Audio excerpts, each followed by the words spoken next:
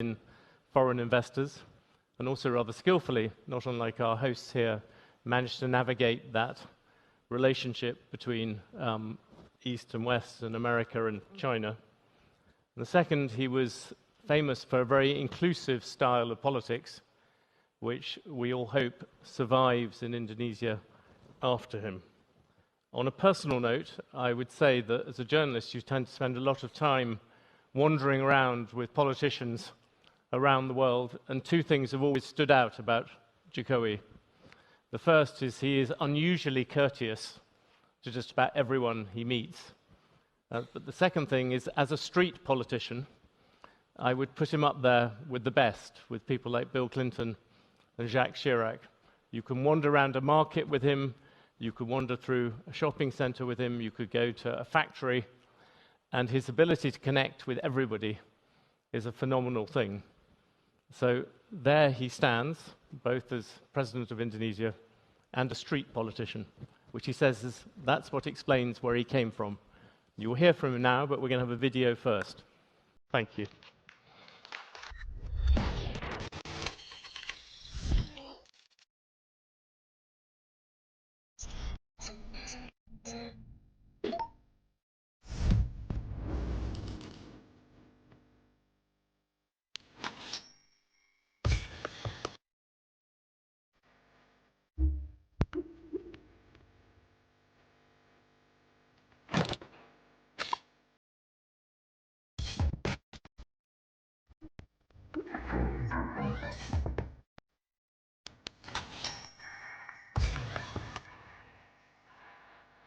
Dibutuhkan pemimpin yang mempunyai nyali, dibutuhkan pemimpin yang berani mengambil keputusan, dibutuhkan pemimpin yang berani bertindak, dibutuhkan pemimpin yang berani mengambil risiko.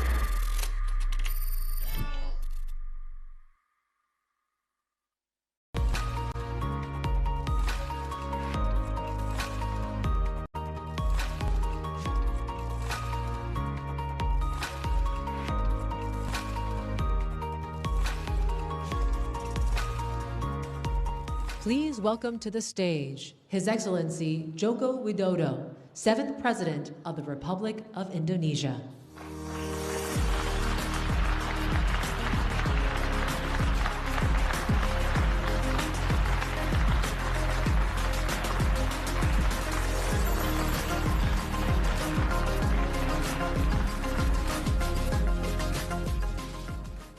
Thank you, John.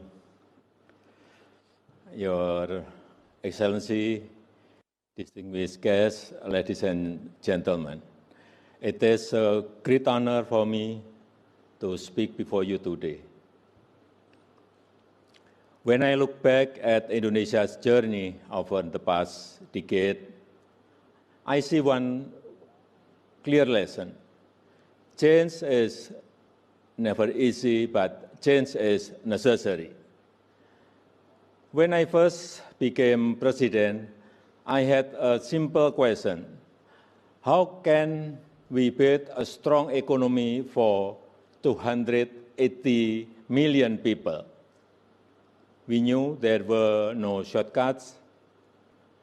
That is why we focus on the basics: building roads, seaport, airport, power plant, and digital networks. Because without strong infrastructure, an economy cannot grow. And Indonesia has also made a great progress in digital infrastructure, building data centers, launching new satellites, expanding digital network, and improving connectivity across the nation. We introduced regulations that encourage local businesses and startups to grow. And today, we have strong reason why building infrastructure and introducing regulation are very important before moving into the intelligent economy. First, it is because infrastructure provides the foundation for connectivity, data flow, and technological integration. It is the best backbone that makes the intelligent economy run. And second, with the right regulations, this ecosystem can grow stronger and faster, allowing innovation, technology, and entrepreneurship to thrive together. This is how new opportunities were born. Indonesian startups like Gojek, Tokopedia, HelloDoc, Traveloka grow because the ecosystem supports them to grow. Kris Indonesia makes digital payment easy and universal. Today, a street vendor in small village uses the same system as a big company does in Jakarta.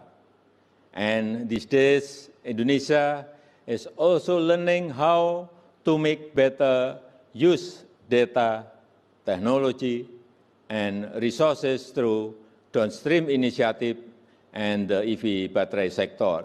This is a step in the direction of an intelligent economy. On the other hand, we ensure that our young people and our SMEs are trained with the digital and data skill to thrive. And we also ensure that this growth is sustainable for our people and our planet. One more thing, Indonesia is a part of the global supply chains for electric vehicle batteries. For us, this is not only about economics. It's about building strong foundation for the future. This story shows one important thing. When the government builds the right foundations, innovation will follow. With all these efforts, together they form the ecosystem and foundation of Indonesia's new economy. And with this strong base, we are ready for the next stage, the intelligent economy. The intelligent economy is built on how well we use data and information, because data and information is not just power, it is capital. It is the new word that defines competitiveness and national strength. We know this is a process to collect, to analyze, and to appraise data and information to make the best decision and also to make a good policy. And for young generation, it is our responsibility to ensure they must understand AI and they study AI because the future is there. It is also time for us to redesign how human and machines build the future together from data and machine learning. The intelligent economy is not only about technology, it is about preparing people. Then, the other big question may arise in our mind. Will job opportunities disappear in the era of intelligent economy? No. The answer is no. I really disagree that job opportunities will disappear. In fact, I believe that there will be more jobs and more opportunities to come if we make sure our people are ready for them. We must ensure that they know and they study AI, coding, algorithm, and also about machine learning. This is something fundamental. We must introduce, we must prepare, we must train them to get good digital literacy and skills. That is why this is not only Indonesia's story, it is also the story of Southeast Asia. Across the region, millions of young people are building startups. Millions of small businesses are moving online. New unicorns are emerging. Southeast Asia is no longer just a market. It is becoming a global force. The next unicorn may not come from Silicon Valley or Shenzhen. It may come from Jakarta, Singapore, Bangkok, Kuala Lumpur, Manila, or Hanoi. On the other hand, by applying the intelligent economy, we should redefine our system. We should redefine our process. We should redefine our strategy to get better income, to get better economic growth, to get better life for the people. For me, this is not only a national responsibility, it is also a call to international institutions like the IMF and World Bank. They should redefine their financial instrument, their financial system, and their digital infrastructure. And for the WTO, they should redefine their trade system, and they also should redefine their tariff system.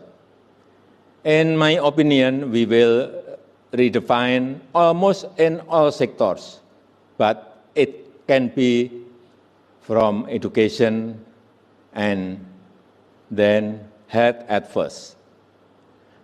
We must redefine the process, the system, and the strategy so we can grow better and faster.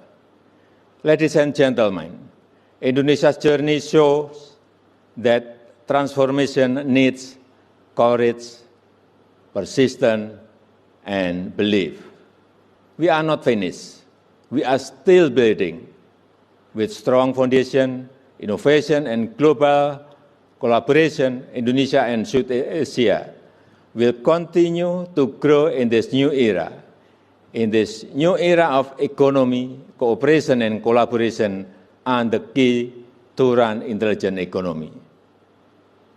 And I believe that in this new economy, the intelligent economy, nations, companies, and societies that can integrate intelligence into governance, industries, and social system will grow better and faster. And I also believe that in the next 5 to 10 years, to 15 years, there will be a big humanoid robotic revolution.